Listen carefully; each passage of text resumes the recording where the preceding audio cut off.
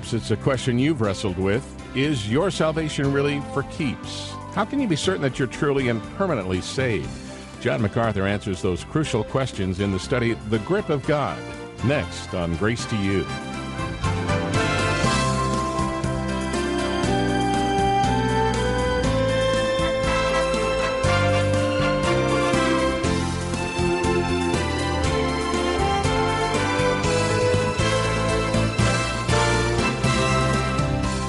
At some point, maybe you've wondered if you could somehow lose your salvation over a particularly flagrant sin or a sinful pattern that you can't shake.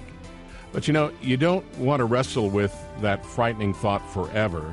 And John MacArthur wants to help you understand why you don't have to on today's Grace to You as he begins a study on what it means to be held in the grip of God. Now, John, it seems this issue of security, eternal security, comes up again and again, sometimes plaguing folks for many years. Why is that, and why do you think many folks wrestle with this issue? Well, I've always felt that people wrestle with the whole notion of eternal security for two reasons. Reason number one is disobedience. Christians who are sinful, disobedient, expressing themselves carnally, not doing what the Lord wants them to do, inevitably forfeit assurance.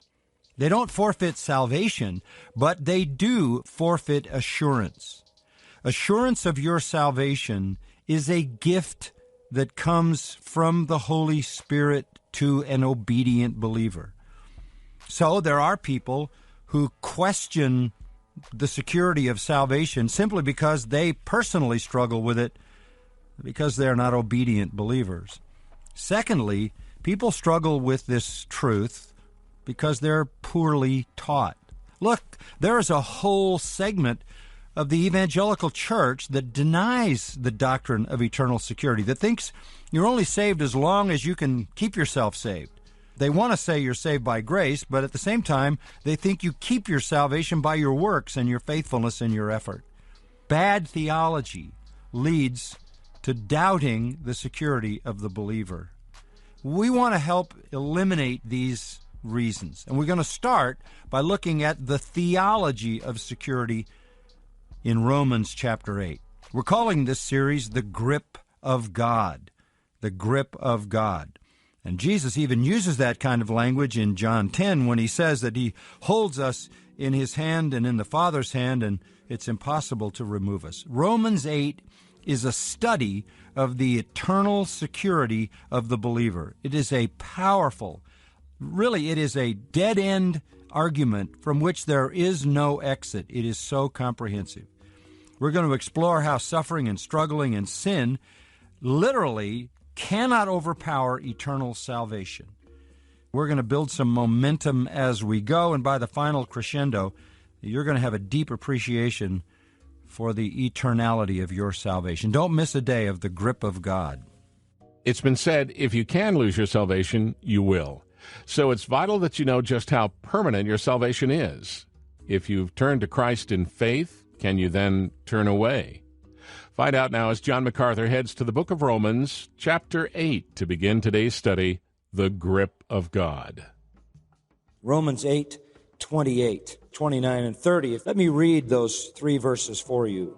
Romans 8, starting at verse 28. And we know that God causes all things to work together for good to those who love God, to those who are called according to his purpose. For whom he foreknew, he also predestined to be conformed to the image of his Son, that he might be the firstborn among many brethren. And whom he predestined, these he also called. And whom he called, these he also justified. And whom he justified, these he also glorified. Now, if you just take verse 28, which, as I say, is part of this summary of the security of the believer, we could divide it into four sections. Verse 28 talks about the extent of our security. It talks about the recipients of security, the source of security, and the certainty of security comes in verses 29 and 30. The extent of security, it covers all things. The recipients of this security, those who love God. The source of their security, they are called. The certainty of their security, that whoever he foreknew, and whoever he predestined, and whoever he called, and whoever he justified, he glorified.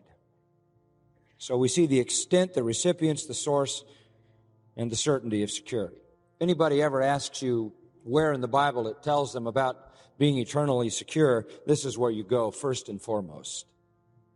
Now let's take that first point and let's just talk about the extent of our security. How really secure are we? Well, here is the extent of our security in one simple statement. And we know that God causes all things to work together for good. That is the extent of our security. That is a tremendously comforting and reassuring statement. There could not be a more reassuring statement than that. No statement made to a believer could contribute more hope, more happiness, more freedom, and more joy in the heart than that statement. Because what it says is that no matter what pain, no matter what problems, no matter what failures, no matter what difficulties, no matter what disasters, no matter what sins, no matter what suffering, no matter what temptation, all things work together for good. The extent is emphasized in the word panta in the Greek, meaning all things. It is a comprehensive promise. And the context has no limits. The context puts no limits on it. There's nothing that qualifies the all things. Nothing. It means absolutely what it says. All things work together for good. God takes anything and everything that occurs in a believer's life, and rather than it potentiating the believer's loss of salvation, rather than it potentiating the believer's condemnation, God makes it work together for the believer's ultimate good.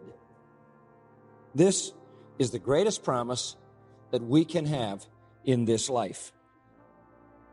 There are absolutely no limits on this statement in this context. It is limitless. Verse 32, I think, again reiterates the limitless nature of this security when it says, if God didn't spare his own son, if God would give his greatest gift, his son, for us while we were yet sinners, how will he not